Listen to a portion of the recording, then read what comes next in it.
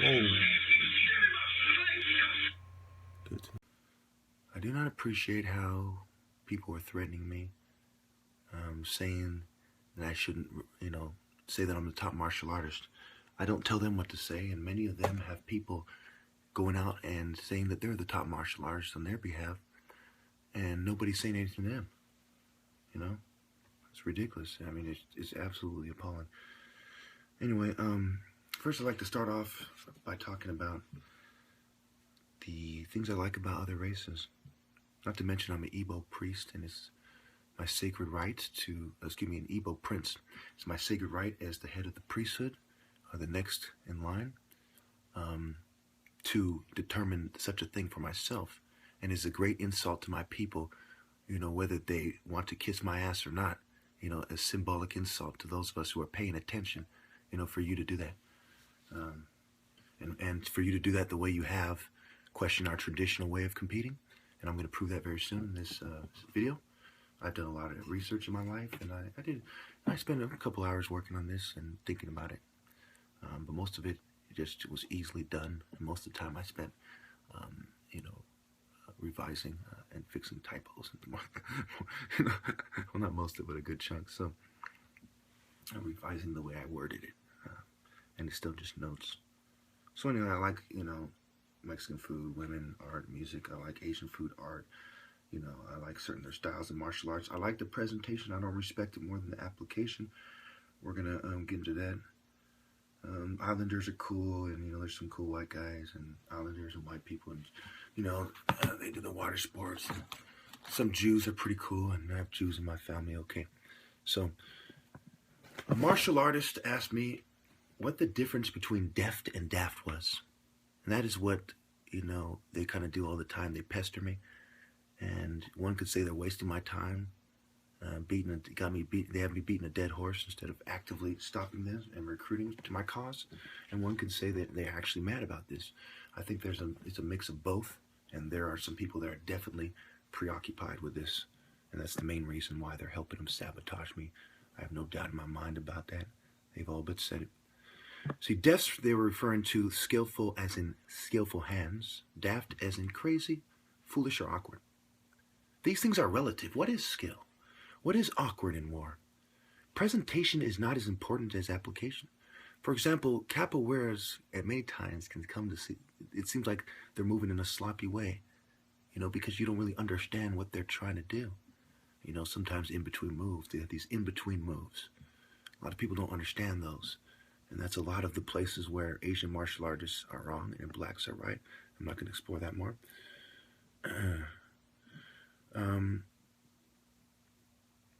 Okay, presentation is not as important as application. We are setting the stage for little kids, especially from shorter races, if you will, because we all know it's easier for smaller people to do techniques and they have less to risk. You ever heard the saying, the bigger they are, the harder they fall? For that and a ton of other reasons, these shorter races tend to be richer. The Asians, some of the shorter whites and Hispanics, and they have gyms. And so some of us, we practice outside for a lot of reasons. It makes no sense to emphasize presentation. And Master Hio Cho agrees, and we'll get into that in a moment. We are setting the stage, for little kids, especially from shorter races, if you will, to be given more credit than people who can apply it in a war in a way that is deadly.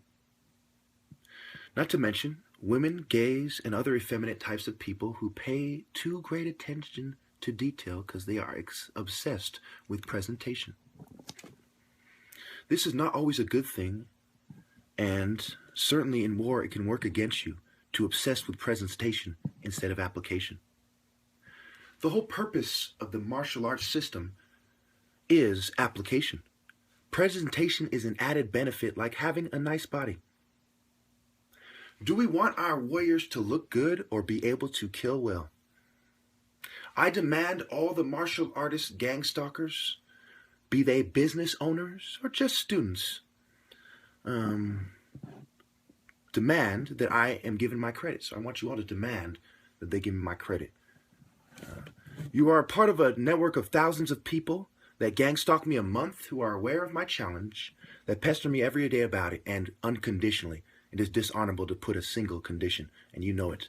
Search your soul. I am not only the top martial artist logically when you consider all the drugging, fuming, dehydrating, sabotage, and malicious trick doctrine. I have won over 100 victories and I have never lost. Going on 30 years of training. 25 years is where I'm probably going to end it. And at this point, we're about 20 years of training. So, see, I went over. Okay. Said his book, Master's Kick, page 82. Okay. Now, if you include, being young and wrestling, what my dad called roughhousing and teaching me a few tricks, 35 years of training. Not to mention, all the matches I have with my brothers, but we're not going to get I wouldn't really, because we use our applications of that on each other, right? Anyway, I have the government hiding from a martial artist in a way that no one ever has in history. I have representatives of every martial art you can think of trying to cheat me out of my rightful place. How can any of you sit there and pretend to have honor? When the person you must respect and accept, again, Master Hyo Cho, page 84, is not given his rightful place and you all benefit from it. This is the doing of the liberal school of thought from the Masons, the sports liberals who think about unifying religions and religious systems of martial arts into one corporate puppet lemming that allows for atheism and other, sacrilegious philosophies to practice holy men's arts of war. Think about that. The white racists are letting them do it only because it is beneficial to the systems of white supremacy and its continued establishment since its despicable inception. So I now ask you, are you okay with dishonoring your ancestors and pretending that the effeminate, pretty presentation makes one the top martial artist, and not the traditional sparring application used to select which warriors were the most capable for the most honored and desired roles on the battlefield?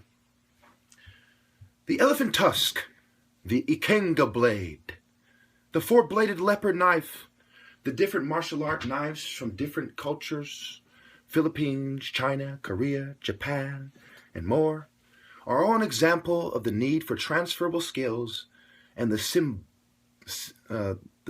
in martial arts, the symbolism in martial arts. What is the samurai, for instance, without his sword? What is the true original African or later on African bondsman martial artist without his razor? African knife, spear, machete, etc., depending on which one we're talking about. These are symbolic. These are symbols that make one a martial artist and a warrior. The opposition would then hide behind the New Age philosophy and say that there is a difference between a martial artist and a warrior. I would, assume, in fact, based on what they've done already, and they've done it time and time again, I would say, tell that to Mene, tell that to Shaka Zulu. I would say, tell that to the Nubians. No, motherfucker, tell that to the Igbos. And we'll get into that second. They're going to feel very stupid very soon.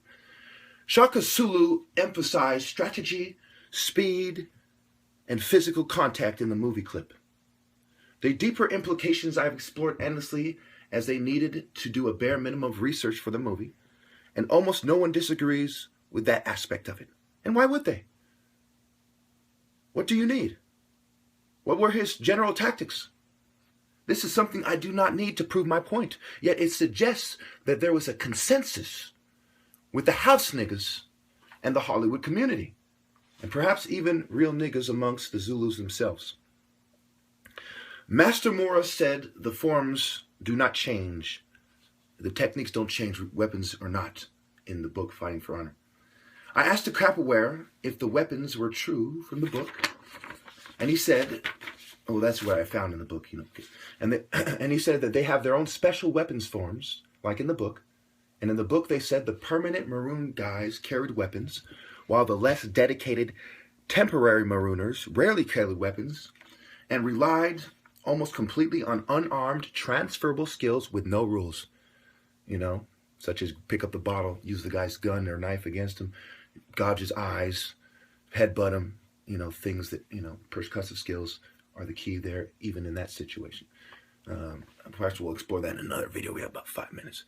Okay, so you see in the Field of Honor section, page 111, the agricultural Biafrans organized their entire society through honor of communal rules rather than laws imposed by a political leader, as did numerous other African groups. This legacy was continued by Africans and their descendants who fought for a sense of honor despite slavery, threat of social death. Now, I kind of mixed in quotes and taken things verbatim and, paraphrasing. But if you read the book, it's consistent. I've quoted it many times. This is not out of context, especially when you consider how many times, my other videos and what I've covered. And I tell you to buy the book. In fact, guess what I want you to do? Buy the book. Try to prove me wrong. Okay, where were we? All right, so Field of Honor section. Remember, Field of Honor, field nigga versus house nigga, right? Page 111. The agricultural Biafrans organized their entire society through honor of communal rulers rather than the laws imposed by a political leader, as did numerous other African groups. This legacy was continued by Africans and their descendants who fought for a sense of honor despite slavery, threat of social death. Slavery's threat of social death. Okay, I guess fighting for honor. Page 1. Oh, I'll correct that in the comments. No big deal. Page 178. A female capoeira, one of the few, and certainly all of them, should want me, with a razor in her right hand, escorted by cops with what seem to be daggers or short swords. So what I'm basically saying is, on page 178, there's a depiction of a female capoeira with a razor, and there's also other depictions of these guys with weapons as well. This was kind of trademark, how could you say you're the best if I would kill you first, with a razor, and you had a razor? Yeah, kind of thing. Transferable skills. Anyway, a deacon demonstrating a technique on page 83, again, showing the connection to Christianity. Page 191, gender relations and black masculinity, which is even part of this book. Black capoeiras, like their North American counterparts, lived by a strict code of reflexive honor. So the ones in Rio I'm referring to, that was boosted in Central America and the islands. They all had this honor, right? Was boosted by okay, let me just read it again. Black capoeiras, like their North American counterparts, lived by a strict code of reflexive honor that was boosted by prevalent conceptions of masculinity. Okay. On page 192,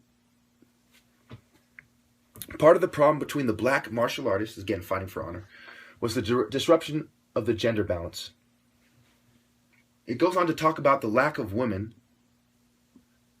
They were mad that the white man set them up. The state and the white man, and sabotaged their love life in the process to feed his greed. Am I wrong? So basically, on page 192, they say, look, the white man sabotaged our love life. That's part of what we're pissed off about. And this goes back to, these black guys are going to attack white people. They're going to rape our women. And why would they want to do that? It's simply stop doing us wrong. Stop including denying us our rightful place. You're insulting our honor. This violence is not going to stop. And you police, a lot of you are Masons. You know what's really going on. Stop playing stupid, man. Stop playing stupid. Do the right thing. I got to wrap this up quickly, so I'm going to read fast. Page 57, second paragraph. The most removed spiritual force was Chukwu Chi Ukwu. This is key. The great Chi. Okay. The most removed spiritual force was Chukwu, which means Chi Ukwu, the great Chi. As in my culture, the most respected name even has martial arts significance. Right? And what is Chi? And where does it come from? Right? Who came up with it first? Obviously, African warriors. Another example of linguistic evidence of, Black Egypt and, civilizing the rest of the world. Now, a lot of people might claim that, this guy gets up really early and he fights and dances. Well, that's what my people did. These were Biafrans and Africans. And here on page 167, this is very interesting because this is part of my neighbor's problem with me, right? They say, middle of the page almost, at the risk of being cruelly beaten, the Negroes go on at night when the whites are asleep to dance on the beach in the moonlight. They assemble in groups of the same nationality, either Congo or Mozambique or Minas. Then in dancing, they forget their ills and servitude and only remember their native country and the time that they were free. You see, I was like, look, I don't care about your rules. I'm in my own culture. You know, I want to be free. You people just talk about freedom, but you're oppressors and you never changed. And you never cease trying to control us using our own secret societies and trying to use our techniques to control your people as well.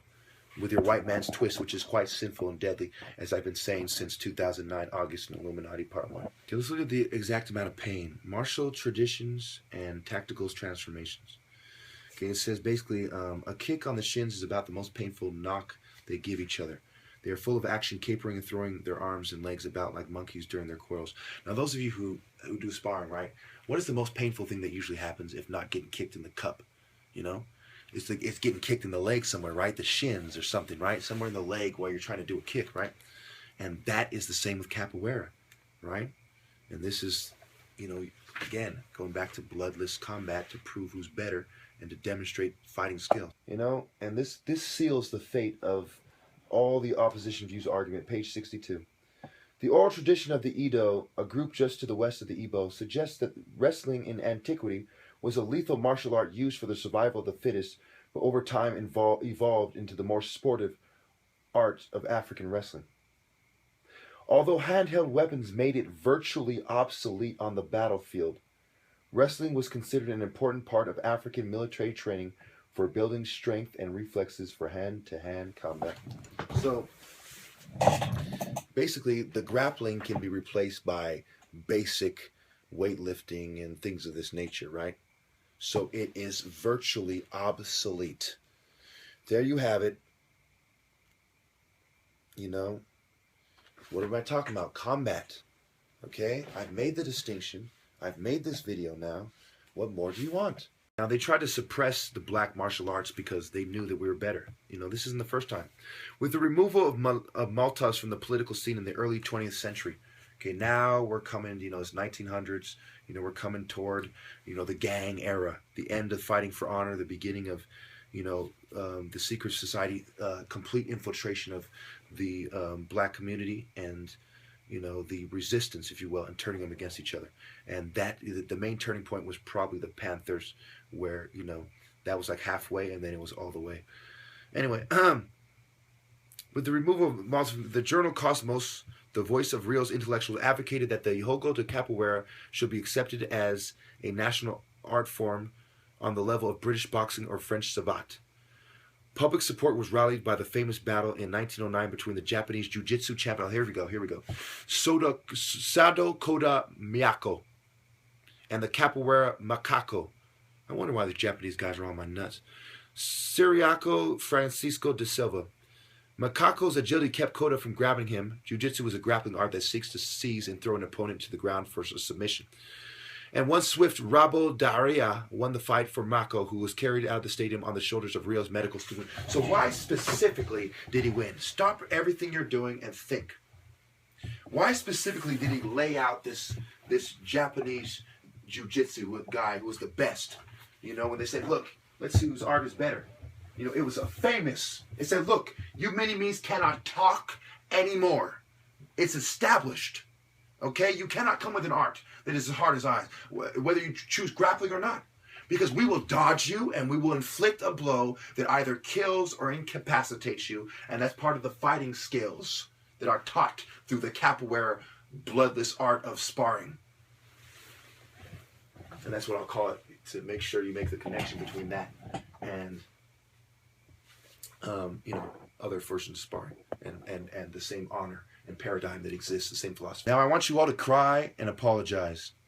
In August 1838, the governor proposed a ban on the carrying of machetes outside of work hours for free people of color as well as bondsmen. However, the council rejected the proposal in light of the difficulty in stopping such an entrenched and widespread practice. You see how important it is? This is not one small group of black people. This is a widespread practice. This is how we historically show who is closer to God and a greater warrior.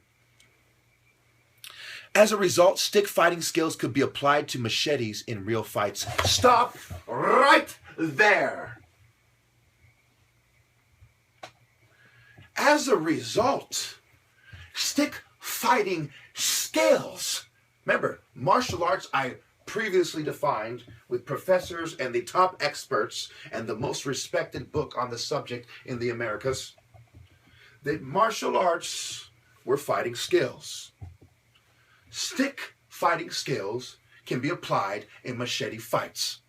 The whites noticed that. The blacks, of course, knew that. For the same reason, they still know that I'm right, and their argument is inferior, like their martial arts systems. Are there any questions, my careful observers?